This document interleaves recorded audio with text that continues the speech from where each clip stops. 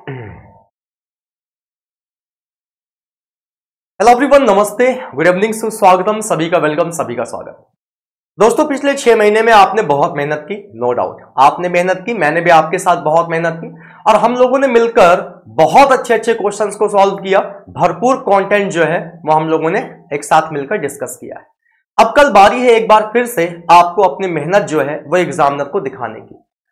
RRB PO और RRB clerk mains की बात करें, डेफिनेटली आप वहां पे बेहतर करके आए। आपने जो मेरा एक तरीके से कह सकते हैं सीना चौड़ा होना, तो आपने वो वाली फीलिंग मुझे दिलाई। बट एक बार मैं फिर से चाहता हूं कि आप कल के एग्जाम में भी सेम उसी फीलिंग के साथ वापस आए और मुझसे कहें सर हमने कर दिखाया। तो दोस्तों, बात करने वाले हैं कि कैसे आप आईबीपीएस क्लर्क मेंस के एग्जाम में अपने क्वांट के सेक्शन में मार्क्स को मैक्सिमाइज कर सकते हो। वो कौन कौन सी 3 बातें हैं जो आपको ध्यान में रखनी है और कोशिश करनी है कि चाह के भी कहीं भी गलती से हम जिस चीज को मैं अभी डिस्कस करने वाला हूं उस चीज से आप भटक ना पाओ। उन्हीं 3 मुद्दों पर आपको कायम रहना है और बेहतरीन तरीके से आपको क्या करना है, पेपर अटेम्प्ट करके आना है। सबसे पहला जो सबसे इंपॉर्टेंट बात है दोस्तों, वो है आपकी क्वेश्चन सिलेक्शन की। क्वेश्चन सिलेक्शन दोस्तों बहुत ज्यादा इंपॉर्टेंट है, क्योंकि अगर आपका क्वेश्चन सिलेक्शन गलत हुआ तो क्वेश्चन सिलेक्शन गलत होने पे डेफिनेटली कहीं ना कहीं ये आपका क्वांट का पूरा सेक्शन आप बिगाड़ कर चले आओगे और जितना स्कोर हमें गेन करना चाहिए था वो हम यहां से गेन नहीं कर पाएंगे। तो पॉइंट नंबर फर्स्ट में आपका क्वेश्चन सिलेक्शन है। अब मैं आपको एक नजर दिखाता हूं दोस्तों लास्ट ईयर क्वांट के पेपर की, जो कि 2023 का पेपर है, कि 2023 के पेपर में एग्जामिनर ने क्या क्या पूछा, लेवल कैसा था, इजी था, मॉडरेट था या डिफिकल्ट था। फिर मैं इससे रिलेट करा के आपको बताता हूं कि अगर एग्जामिनर ने ज्यादा कुछ चेंजेस ना किए, कुछ चीजें पिछले जैसे ही रखी, क्योंकि हम एग्जाम पेपर देख के नहीं आए हैं, तो हो सकता है कुछ चेंजेस ही कर दे, लेकिन फिर भी अगर वो चेंजेस करता है तो भी ये रणनीति जो है वो आपकी कारगर होगी। लास्ट ईयर की बात करें दोस्तों, 4 क्वेश्चन अप्रॉक्सीमेशन क्या है, इजी टू मॉडरेट थे, 2 क्वेश्चन इजिली डन हो रहे थे, 2 क्वेश्चंस में थोड़ा सा कैलकुलेशन था, 2 क्वेश्चन मिसिंग सीरीज के, 2 क्वेश्चन रॉन्ग सीरीज के आए थे, मॉडरेट थे, मिसिंग सीरीज आपकी आसान थी, 1 क्वेश्चन क्वाड्रेटिक का बिल्कुल आसान आया था और 2 क्वेश्चन क्वाड्रेटिक इनइक्वालिटी के आए थे जो कि आपके आसान थे। डीआई की बात करेंगे, 5 क्वेश्चन आपके पाई चार्ट प्लस मिसिंग पे आए थे, मिसिंग टेबल थी, इजी थी। 5 क्वेश्चन कैस्लेट डीआई थी, वेरिएबल बेस्ड थी, मैक्सिमम ने इसको छोड़ दिया, मॉडरेट थी। 5 क्वेश्चन मिसिंग डीआई आई थी, टेबल बेस्ड, ये भी आपकी मॉडरेट लेवल की थी। और pie chart plus variable based जो आपकी डीआई आई थी बहुत ज्यादा डिफिकल्ट थी, बहुत कंफ्यूजिंग थी, डेटा एकदम से कह सकते हो इतना ज्यादा कॉम्प्लिकेट करके दिया था कि डुएबल नहीं थी, इसको सब छोड़ के आए थे। 4 question data sufficiency moderate level के आए थे, 4 क्वेश्चन Q1 Q2 के ये भी मॉडरेट लेवल के आए थे और 12 क्वेश्चन अरिथमेटिक के आए थे, जिसमें से कुछ आपके आसान थे और कुछ आपके टफ थे। अब देखो क्वेश्चन सिलेक्शन कितना ज्यादा इंपॉर्टेंट है। अगर मुझे यहां से क्वेश्चन सिलेक्शन करना हो तो आप एक ओवरऑल रफ आइडिया लगाइए कि सपोज दैट कि आप अगर 2023 के पेपर में बैठे होते तो यहां से आप कितने क्वेश्चन जो है वो निकाल पाते। आपने कहा सर 4 2 6 2 8 1 9 2 11, ये टोटल 11 क्वेश्चन है। मैंने कहा 11 में से 11 ना सही 10 तो यहां से निकालते। आपने कहा बिल्कुल निकालते। यहां आपके पास 5 5 10 5 15 4 19 में से 2 डीआई तो कम से कम आप बना ही लेते, यानी कि एक तरीके से आप कह सकते हो 10 क्वेश्चन आप यहां से निकालते, 10 यहां से 10 यहां से 20 हो गए। ये आपके पास 4 4 8 है। मैंने कहा 8 में छोड़ो, 8 में 5 तो निकाल लोगे। आपने कहा हाँ जी, और 5 क्वेश्चन इस 12 में से हम अरिथमेटिक में से अगर निकाल लेते तो आप कह सकते हो कि सर आसानी से टोटल हमने 30 क्वेश्चंस आराम से निकाल दिए।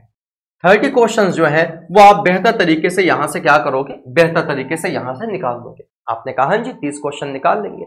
अब आती है बात 2024 की। 2024 में भी आपको क्या करना है, इस बात का ध्यान रखना है कि क्वेश्चन सिलेक्शन आपका बहुत इंपॉर्टेंट है। ये लास्ट ईयर के पेपर पे बेस्ड है, जरूरी नहीं है कि 2024 में भी आप 30 क्वेश्चन करके आओ या 25 करके आओ या 35 करके आओ। तो इसलिए ये तो हम तब बता पा रहे हैं ना जब हमें पेपर के बारे में पता है, लेकिन 2024 में आप कितना करके आओगे इसका कोई आइडिया नहीं है। Don't go with any number. मैं हमेशा कहता हूं कि कुछ भी नंबर मन में सोच के कभी एग्जाम देने मत जाना कि मैं 35 करके आऊंगा, मुझे कम से कम 30 लाने हैं। वहां आपको अपना बेस्ट देना है, जितना मैक्सिमाइज आप अपने स्कोर को कर सकते हो उतना ज्यादा मैक्सिमाइज करके आइएगा, उतना ज्यादा बेहतर परफॉर्म करके आइएगा। तो क्वेश्चन सिलेक्शन दोस्तों बहुत ज्यादा इंपॉर्टेंट है, इसलिए क्वेश्चन सिलेक्शन में आपकी गलती नहीं होनी चाहिए। अगर आपने गलत क्वेश्चन पिक किया तो नो डाउट आप उसमें फंस के रह जाओगे, माथा तो खराब होगा, समय तो खराब होगा और ओवरऑल पूरा का पूरा इंपैक्ट पड़ेगा आपके इस क्वांट सेक्शन पे। अब second thing, paper attempting strategy जो आप पढ़ते हो ना, कि हाउ टू अटेम्प्ट पेपर, तो इस पे खैर हम लोग बहुत बार बात कर चुके हैं, लेकिन फिर भी मैं आपको बताता हूं कि पेपर अटेम्प्टिंग स्ट्रेटजी आपकी क्या होनी चाहिए। आपको सिंपल सा एक काम करना है, आपके सामने जब पेपर आएगा तो आपको नहीं पता होगा कि पेपर का सीक्वेंस क्या है, डीआई कहां पे है, अरिथमेटिक कहां पे है, कहां पे आपके वन लाइनर्स है, ये नहीं पता होगा आपको।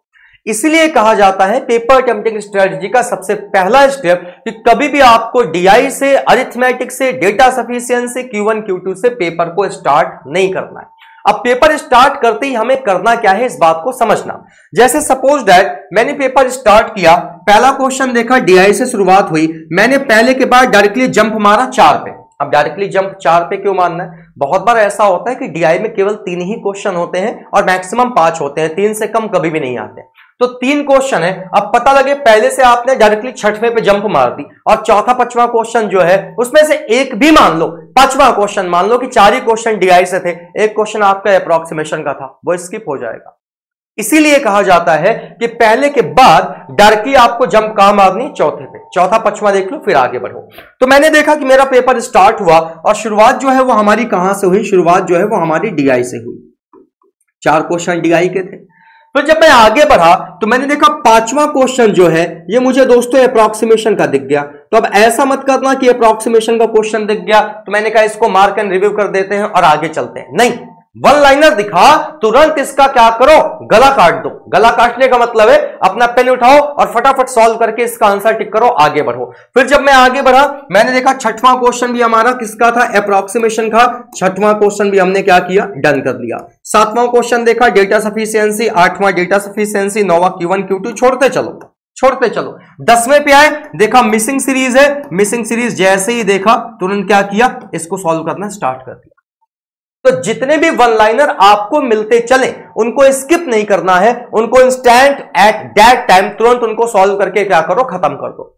अब इस प्रोसेस में कई बार ऐसा होता है, खासकर मिसिंग सीरीज में खासकर ऐसा होता है कि आपने सीरीज उठाई और आपको लग रहा था बन जाएगी लेकिन नहीं बनी, लॉजिक आइडेंटिफाई नहीं हो रहा है। तो लॉजिक आइडेंटिफाई नहीं हो रहा है तो तीसरी मोस्ट इंपॉर्टेंट बात कि किसी भी क्वेश्चन को स्किप करने में हेजिटेट मत होइए, स्किप करना है करो भाई। लेकिन अब आप सोचो कि इसी को लेकर हम बैठे रहें और लॉजिक सोचते रहें तो वो कतई बेवकूफी होगी। मिसिंग सीरीज या रॉन्ग नंबर सीरीज में कई बार ऐसा होता है कि लॉजिक आइडेंटिफाई नहीं होता है और हमारे मन में चला करता है और यार एक नंबर चला जाएगा, मिसिंग सीरीज हम नहीं कर पा रहे, तो इस वजह से आप इस पे समय बहुत ज्यादा दे देते हो, जो कि आपको नहीं करना है। स्किप करना पड़ रहा है तो स्किप करिए। यह चीज बहुत बार होगी कि अरिथमेटिक का कोई क्वेश्चन आपने पिक किया, आपको ऐसा फील हो रहा था कि यह मुझसे बन जाएगा, बट जब आपने उसको सॉल्व करना स्टार्ट किया आप फंस गए। तो यह नहीं कि बस उसी में पड़े हैं, स्किप कर दो, कोई दिक्कत वाली बात नहीं है। उसके बदले में अगला क्वेश्चन जो है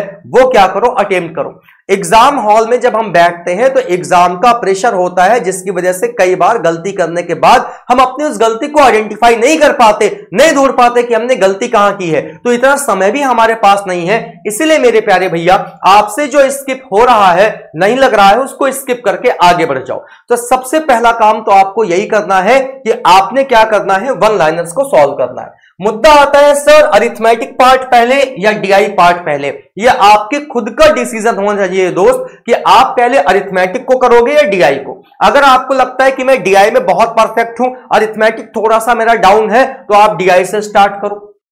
आपको लगता है डीआई में मेरी थोड़ी सी वीकनेस है, मैं अरिथमेटिक वाले सेक्शन में बहुत बढ़िया हूं, तो आप यहां से स्टार्ट करो। लेकिन यहां पे भी वो बातें आपकी लागू होती हैं कि क्या, कि उठाओ वही जो डुएबल हो। ऐसा नहीं कि हमने ऐसी कोई डीआई देख ली और हमने कहा अरे हम तो विपिन सर से पढ़ते थे, उन्होंने वेरिएबल बेस्ड एक से एक खतरनाक डीआई क्लास में करवा रखी है, हम नहीं डरने वाले। तो बात वहां डरने की या ना डरने की नहीं है, वहां बात यह है कि जो आप पिक कर रहे हो कहीं ऐसा तो नहीं कि वो आपसे किसी अदर डीआई के कंपैरिजन में ज्यादा टाइम ले ले, कहीं ऐसा तो नहीं कि वो आपको आगे चल के फंसा दे। इसलिए डीआई में भी आपका सिलेक्शन जो है वो बहुत परफेक्ट होना चाहिए। साथ ही साथ यहां अरिथमेटिक वाले पार्ट में कि अगर suppose that last year 12 question आए थे, इस साल 10 क्वेश्चन आ रहे हैं, तो उन 10 में से आपका सिलेक्शन क्वेश्चन का जो है वो बहुत परफेक्ट होना चाहिए। गलती से भी ऐसा क्वेश्चन नहीं पिक करना है जिसमें आगे चल के फंसने की संभावना हो। मन से आवाज आ रही है यार हो भी सकता है, नहीं भी हो सकता है, हटाओ, कंफ्यूज नहीं। जब अंदर से सेल्फ कॉन्फिडेंस है, अरे ये क्वेश्चन ये तो हम कर देंगे, लगाओ, फिर भी हो सकता है ना लगे तो स्किप करो। स्किप करने में अगर आप पीछे हटे तो आपका पेपर भी आपको पीछे ढकेल देगा। स्किप स्ट्रेटजी जिसने जिसने बैंक एग्जाम्स में फॉलो की है वो दोस्तों सक्सेस हुआ है, वो सफल हुआ है, पेपर क्रैक करके आया है। क्योंकि ज्यादा अटेम्प्ट करने के चक्कर में आप जितना अटेम्प्ट करना था आप वो भी नहीं कर पा रहे हो, तो इसलिए स्किप स्ट्रेटजी का खास ख्याल रखिएगा। तीसरी चीज, कई बार ऐसा होता है ड्यूरिंग एग्जाम कि आपका सिस्टम बंद हो जाता है या फिर सिस्टम लैग करता है, जो कि आजकल आम समस्या है।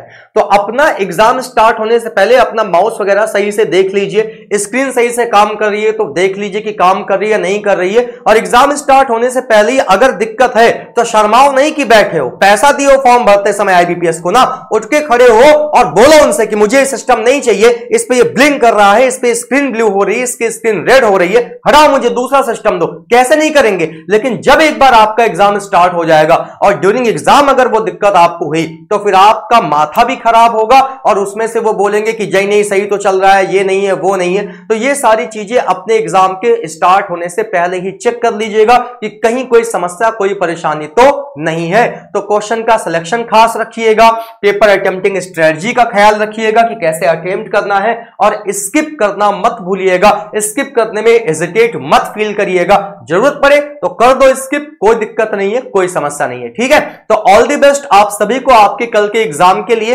अच्छे से देकर आइए क्योंकि अगले हफ्ते फिर आपके पीओ प्रीलिम्स का एग्जाम है और जम के हम 7 दिन में पूरे सिलेबस का फिर से बेहतरीन तरीके से रिवाइजन कर लेंगे, जो कि आपके पीओ प्रीलिम्स में आपको काम देगा। देन वापस से मेंस की क्लासेस स्टार्ट कर देंगे आईबीपीएस पीओ के लिए। तो ऑल द बेस्ट, अच्छा करके आइएगा और जो फील आपने मुझे आरआरबी पीओ और आरआरबी क्लर्क मेंस में दिया है मैं वापस से वो फील आपसे दोबारा चाहता हूं। So thank you so much everyone, रखिए अपना ख्याल, ऐसे ही हंसते मुस्कुराते रहिए, स्वस्थ रहिए, मस्त रहिए, टाइम पर एग्जाम सेंटर पहुंच जाइएगा। Okay, take care, bye everyone.